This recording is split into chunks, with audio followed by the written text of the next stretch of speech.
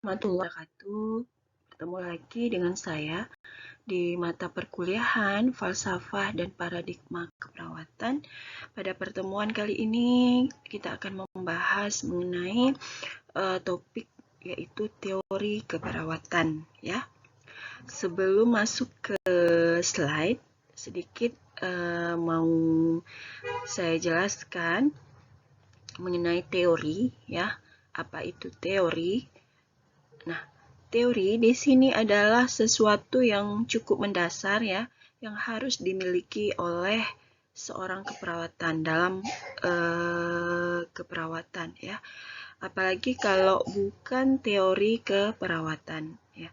Kenapa sih kita ini sebagai perawat harus repot-repot ya, harus tahu, harus mampu belajar. Padahal mungkin untuk sebagian orang materi ini adalah termasuk sulit ya untuk dicerna bahasanya, termasuk saya sendiri karena bahasanya teoritis sekali. Karena juga belum ada dalam bentuk wujud praktik dan masih mengawang-awang. Nah, makanya masih banyak sebagian orang yang bingung dengan teori keperawatan ini ya. Baiklah, kita bahas dulu kenapa seorang calon perawat harus belajar teori keperawatan. Ya, di sini alasan utamanya itu adalah di mana profesi keperawatan yang kita banggakan ini tidak mungkin akan diakui sebagai sebuah yang namanya disiplin ilmu dan profesi kalau tidak ada yang namanya teori ini. Nah, di sini kita bahas dulu disiplin ilmu itu apa. Disiplin ilmu itu contohnya ini ya, waktu kita mendaftar kuliah keperawatan dulu mungkin ada ditujukan atau diberikan pihak kampus dalam bentuk kurikulum keperawatan yang mana berisi di situ ada mata-mata kuliahan dan mata kuliahan apa yang perlu diambil hingga beberapa semester ke depan untuk bisa dinyatakan lulus sebagai seorang perawat ya. Baik itu diploma 3 maupun di sarjana keperawatan. Nah, dari mana coba munculnya seperangkat mata kuliah itu kalau bukan dari konsep-konsep atau ramuan-ramuan dari hasil teori keperawatan yang dijadikan sebagai dasar untuk menyusun ilmu tersebut. Nah, di sini kita tidak perlu khawatir saat kurikulum ini jelas tertulis, maka jaminan keperawatan itu memiliki landasan dan ilmu yang kuat juga akan terbentuk gitu ya.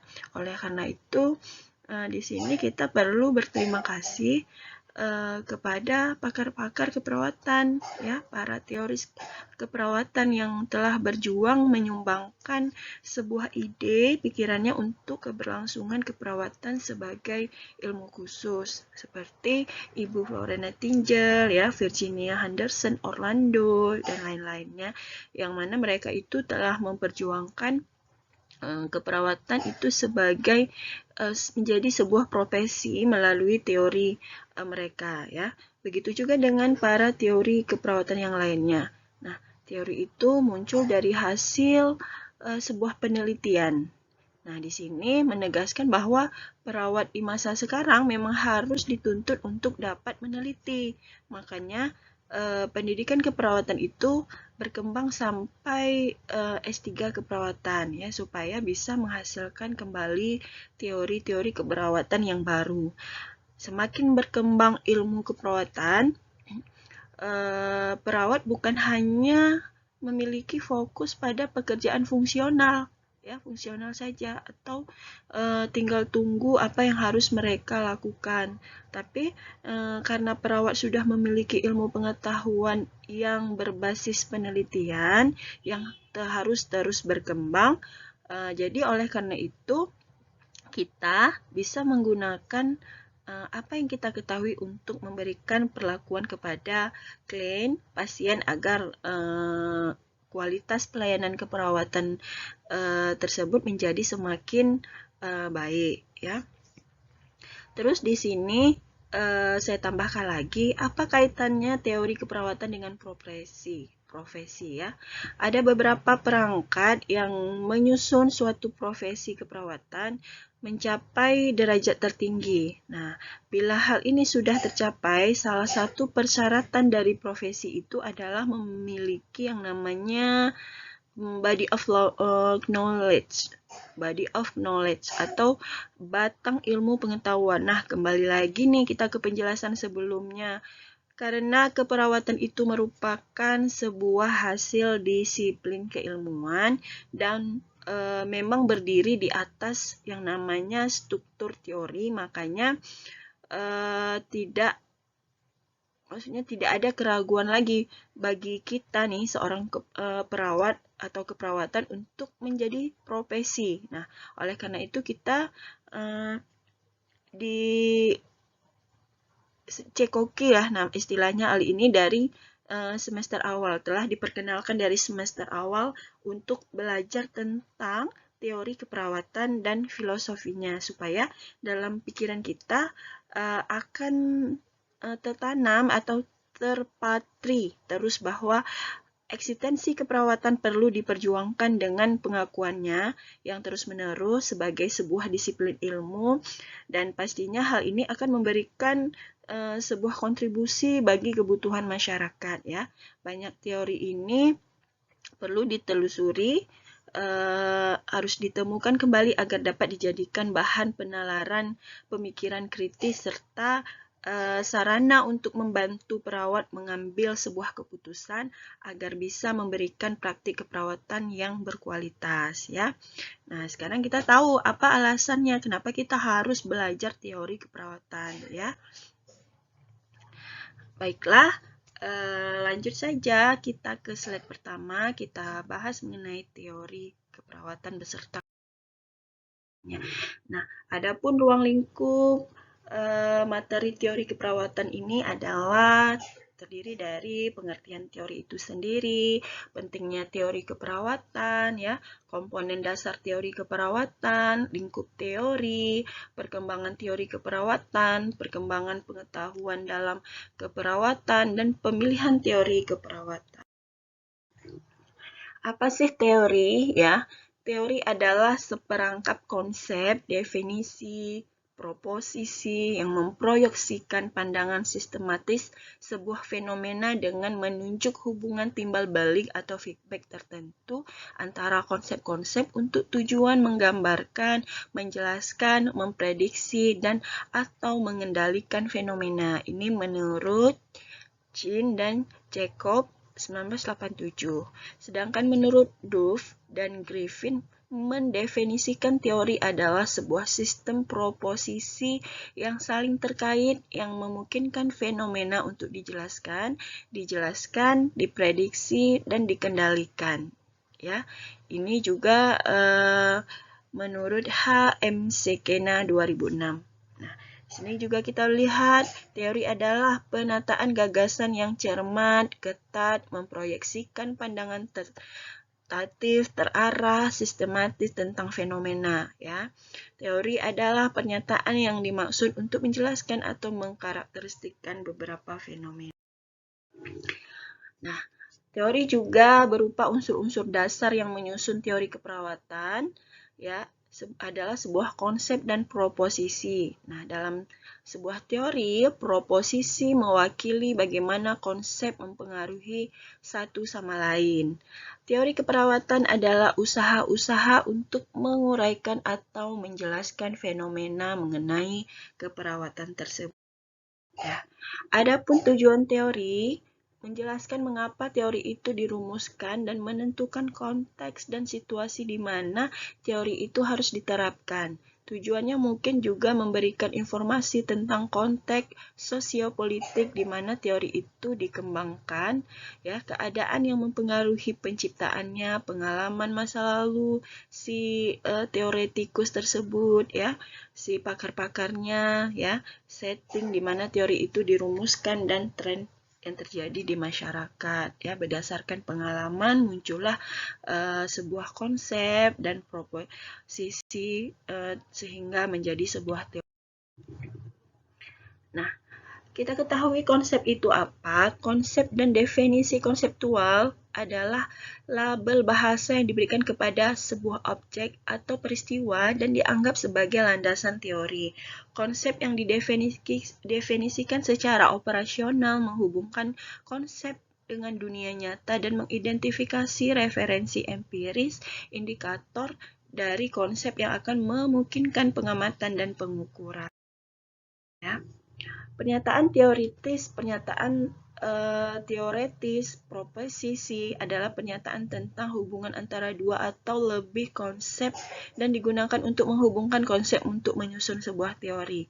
Pernyataan harus dirumuskan sebelum penjelasan atau prediksi dapat dibuat, dan pengembangan pernyataan yang menegaskan sebuah hubungan antara dua atau lebih konsep untuk memperkenalkan kemungkinan analisis. Nah, beberapa jenis pernyataan teoritis meliputi proposisi, hukum, aksioma, generalisis empiris, hipotesis, ya.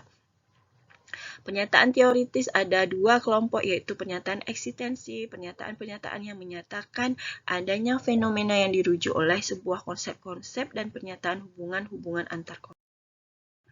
Nah, konsep adalah blok bangunan dasar dari teori. Kalau tidak ada konsep, tidak akan terbentuk sebuah teori. Konsep adalah kendaraan pemikiran, ya. Menurut Chin dan Kammer, konsep adalah formulasi mental yang kompleks persepsi seorang dari dunia. Sebuah label konsep atau fenomena fakta yang dapat diamati, yang dapat dirasakan melalui indera dan sedangkan proposisi adalah kenyataan yang menyatakan sebuah hubungan antar konsep. Adapun tujuan teori keperawatan di sini, adanya teori keperawatan diharapkan dapat memberikan alasan-alasan tentang kenyataan-kenyataan yang dihadapi dalam pelayanan keperawatan, baik bentuk tindakan ataupun bentuk model praktik keperawatan, sehingga berbagai permasalahan dapat teratasi. Ya, adanya teori keperawatan membantu para anggota profesi perawat untuk memahami berbagai macam pengetahuan dalam pemberian asuhan keperawatan, kemudian dapat memberikan dasar dalam penyelesaian berbagai masalah. Ya, adanya teori keperawatan membantu proses penyelesaian masalah dalam keperawatan dengan memberikan arah yang jelas bagi tujuan tindakan keperawatan yang diberikan kepada klien sehingga segala bentuk dan tindakan dapat dipertimbangkan.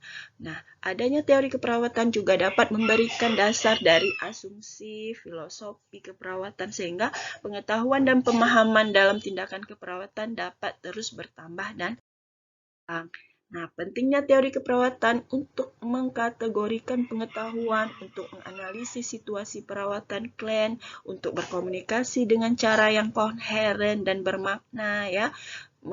Pengetahuan praktik keperawatan yang dihasilkan oleh teori. Nah, di sini kalau menurut MC Wen dan Willis 2007, pentingnya teori keperawatan yaitu integrasi teori dalam praktik adalah dasar untuk keperawatan profesional. Makanya tanpa teori-teori kita tidak bisa mengembangkan profesi keperawatan tersebut.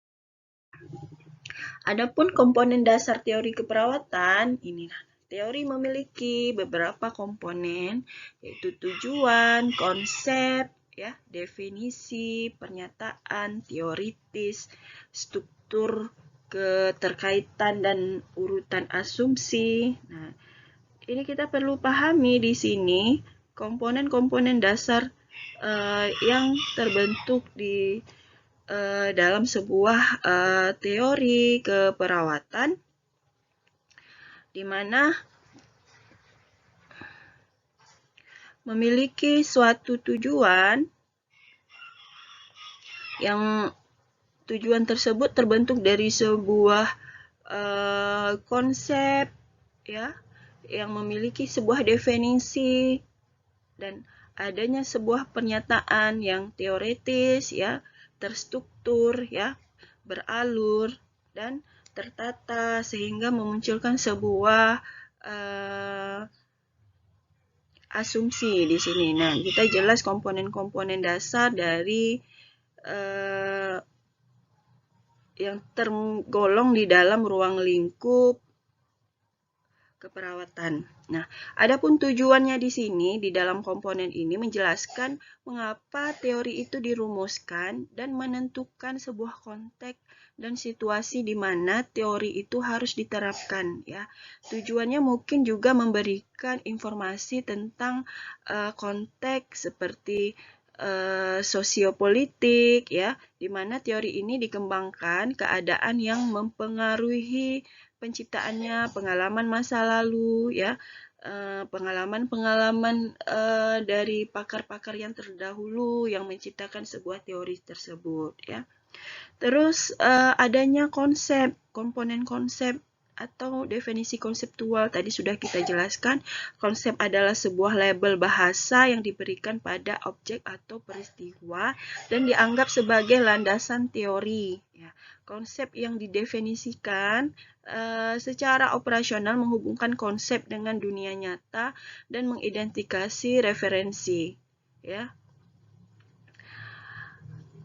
Terus ada yang namanya pernyataan teoritis. Nah, di sini pernyataan teoritis atau yang tadi proposisi adalah pernyataan tentang hubungan antara dua atau lebih konsep yang digunakan untuk menghubungkan konsep untuk menyusun sebuah teori tersebut. Nah, pernyataan harus dirumuskan sebelum penjelasan atau prediksi dapat dibuat dan terjadinya pengembangan pernyataan yang menegaskan hubungan antara dua atau lebih konsep yang memperkenalkan kemungkinan untuk dapat dianalisis ya. Beberapa jenis pernyataan secara teoritis meliputi yang tadi proposisi ya, hukum general, sebuah pernyataan-pernyataan, fenomena-fenomena yang dapat membentuk sebuah teori.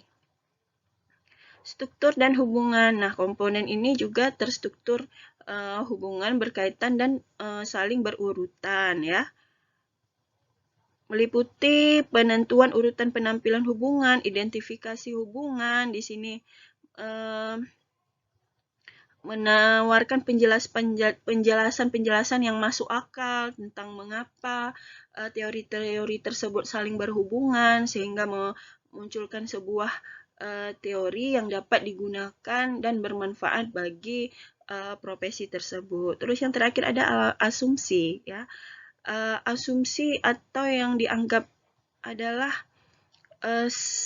asumsi itu adalah sesuatu yang dianggap benar tanpa bukti, keyakinan tentang sebuah fenomena yang harus diterima seseorang yang dianggap benar untuk menerima teori dan meskipun mungkin tidak dapat diuji ya, tetapi di sini dapat diperdebatkan secara filosofis. Nah, asumsi suatu teori itu didasarkan pada apa yang dianggap oleh ahli teori sebelumnya yang telah memiliki pengalaman dan melakukan eksperimen terhadap teori-teori tersebut. Nah, asumsi bisa dalam bentuk pernyataan faktual atau mungkin mencerminkan posisi lain, ya, yang menegaskan, yang menyeratkan benar atau tidaknya. Nah, di sini komponen-komponen di dalam dasar.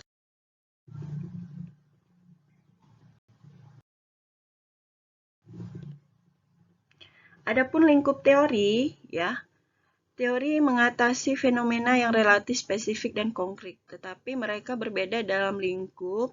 Lingkup mengacu pada tingkat relatif kekhususan substansi teori dan konkret konsep dan profesi, ya.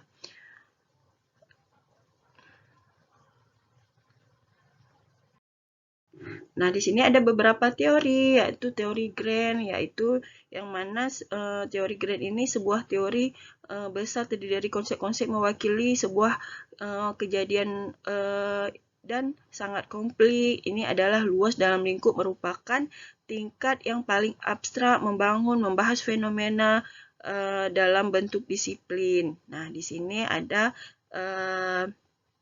teori-teori yang diciptakan oleh beberapa pakar. Terus teori Midland. Nah, di sini teori Midland Range juga. Terus selanjutnya adalah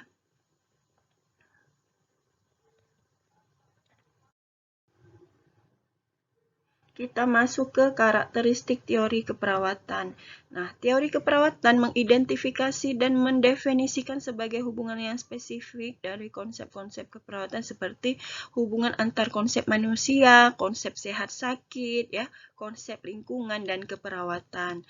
Teori keperawatan bersifat ilmiah, artinya teori keperawatan digunakan dengan alasan atau rasional yang jelas dan dikembangkan dengan menggunakan cara berpikir yang logis. Teori keperawatan itu bersifat sederhana dan umum, artinya teori keperawatan dapat digunakan pada masalah sederhana maupun masalah kesehatan yang kompleks sesuai dengan situasi praktek.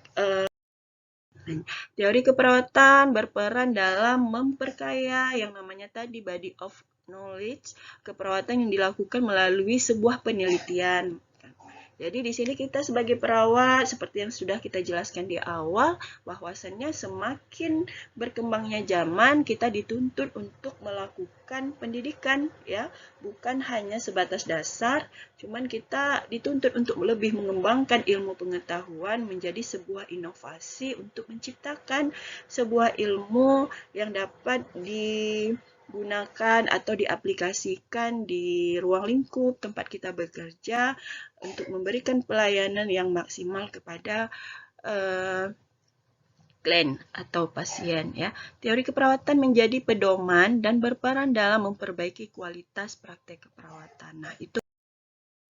Oke, terima kasih. Memang di sini penjelasannya cukup teoritis, ya. Bapak Ibu mungkin ada sebagian yang ngambang. Nah, di sini cuma perkenalan mengenai teori tadi, struktur teori, bagaimana terbentuknya sebuah teori, dan apa kegunaan teori tersebut. Nah, intinya teori itu sangat berguna untuk perkembangan profesi keperawatan, ya, untuk mengembangkan ilmu, untuk menciptakan suatu ilmu dalam keperawatan yang dapat digunakan atau diaplikasikan kepada ruang lingkup keperawatan dalam memberikan asuhan keperawatan. Nah, mungkin ini saja penjelasan, hanya perkenalan mengenai teori keperawatan. Jika mengenai teori-teori dan konsep-konsep itu yang kita pelajari yang seperti tadi, konsep sehat sakit, ya, konsep keperawatan. Nah, itu adalah teori-teori yang pada dasarnya telah ada dan telah diciptakan oleh dari beberapa pakar keperawatan di masa yang dahulu dan sampai sekarang masih digunakan dan menjadi pedoman untuk kita melakukan asuhan keperawatan. Baiklah, seperti biasa saya persilahkan untuk berdiskusi dan bertanya jawab. Mungkin di sini penjelasannya juga agak kurang dimengerti. Bapak dan Ibu boleh mencari referensi yang lain. Saya akhiri. Lebih dan kurang saya mohon maaf. Wabillahi taufiq wal hidayah. Wassalamualaikum warahmatullahi wabarakatuh.